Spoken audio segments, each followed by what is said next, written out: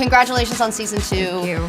I am so excited that we get more from Morgan and a deeper dive into her character story and her through line and a new relationship and all that. I feel like we all know a Morgan. Totally. And I was just curious as far as like the scenes, they seem so natural. Are you improvising a lot of the time or are you kind of sticking to a script, or is it a little bit of both and then it kind of hybridizes? Yeah, the writing is so strong. It's really, really fun and good. And so I'm someone who's like very comfortable just sticking with the words, and like I believe in writing and I believe in writers and care very much about honoring what they wrote. But this is like, it gives room for a lot of play. It's and so like if things come conversational. up, yeah, that we're given free license to kind of like add things in and play around with it, and naturally things do kind of just come out as we're going. So it's a hybrid, like you would say, but it definitely starts with the words. What was something unexpected or not scripted that kind of happened in season 2? Can you think of anything? I mean, there's so much eating that Morgan does, and that was just all me. I don't know. I was just like truly excited to eat all the things that they had around on set. Like Kristen and Adam were talking about how the great lunches, like what great lunches you guys had. Totally. There's a lot of like food. Like there's donuts, and there was like they brought in like my favorite Thai food at one point, and I was just like, well, I'll be eating through this scene. Like I just don't know how to not. One thing I love about the show is that it really celebrates LA. You know, there's so many great locations that you guys get to go to, and I would imagine that there's places that you didn't even know about that you learned from just from the show, right? I'm very East Side, so this whole thing was kind of magically familiar. Like they shoot in Los Feliz and they shoot in Silver Lake, so I was like, my haunts, like this is great. But there were some kind of fun locations like out where Noah's parents live, which is like very like accurate to where these kind of like generational family homes are, and I didn't know them at all because I never go West Side, and I was like, oh, this is cool, this is really neat. And the synagogue out in Malibu is really cool. Beautiful. I'm with you. I just think that LA is such a colorful landscape with so many different kinds of things going on, and it's part of why I really love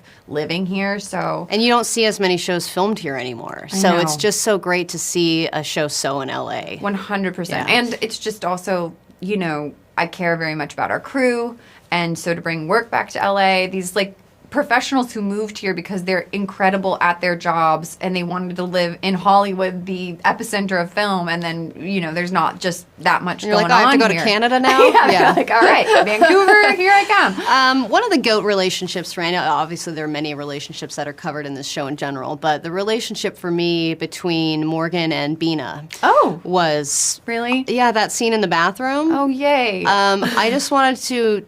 Do you agree that the best conversations always happen in a women's bathroom? I've had some really good talks in even with people you don't know. I know. I mean, that one was specifically sweet. The two of them kind of. There's also something kind of like haunting about bathrooms, like the overhead lighting and like the like stall doors and everything. It's like a little bit of like a fun house, like spooky mansion, but it also like you get vulnerable and you say things in a bathroom I don't think you would say otherwise. Totally. Especially they're like woman. The safe place of the restaurant. A lot of time we're like, can we go to the bathroom? Let's go to the bathroom. And Joanne and Morgan really do flee to the bathroom quite often on this show. I mean, which is real. I understand the feeling of being like, hey, you want to go to the bathroom? It's a kind of like a girl's like a girl's like, ritual. Hey, we're here. So I really understand. But I liked that scene too on the page, and I like, it's a vulnerable scene, and it was so unexpected for me that I was like, oh my God, I love them together. Yeah, and there's something about seeing Bina in that position too, where I like was so endeared to her, and she's so strong-willed and she's so opinionated that so sometimes you don't see the vulnerability in these characters. So having these two characters who are normally quite masked in their vulnerability, just being open with each other, was really sweet to me. And I just wanted to end on a personal question because I went to acting school and you went to acting school. I don't really use a whole lot from my acting school. Where did you go? Where did you go to school? I went to SUNY Purchase. You're like, I'm done with that. I mean, I went, and I was school. using it until I transitioned into radio, and now, aside from the occasional, impression from someone who lives in England, I'm sure it helped with the public speaking of it all. It did, but I wanted to know, with your background, what is the number one thing that you use from acting school that you use all the time in your career?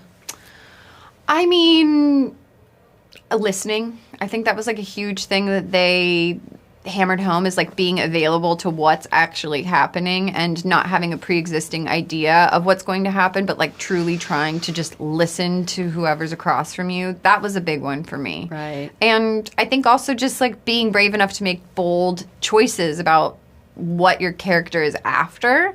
And then like, if it doesn't work, it doesn't work, but at least you made a choice. Yeah, I know. That was something I kind of had to learn too, is not playing it safe. Totally. Yeah. And people can rein it in. I've definitely had that happen. There was like a time on Succession where like, don't be afraid to go big. And I went big, and like, and they were Mark like, Mylod was like, and you can bring it back. I'm bring it back. I was like, oh, right, you're British. So your idea of big is like a little bit less big than what I'm throwing out there. But I was like, okay, I gave them something, and then they can reel it in, and it's fine. Yeah. So, Cool. Well, thank you so much for talking to me. I appreciate it. Thank you. And congrats on the show, and congrats on the premiere tonight.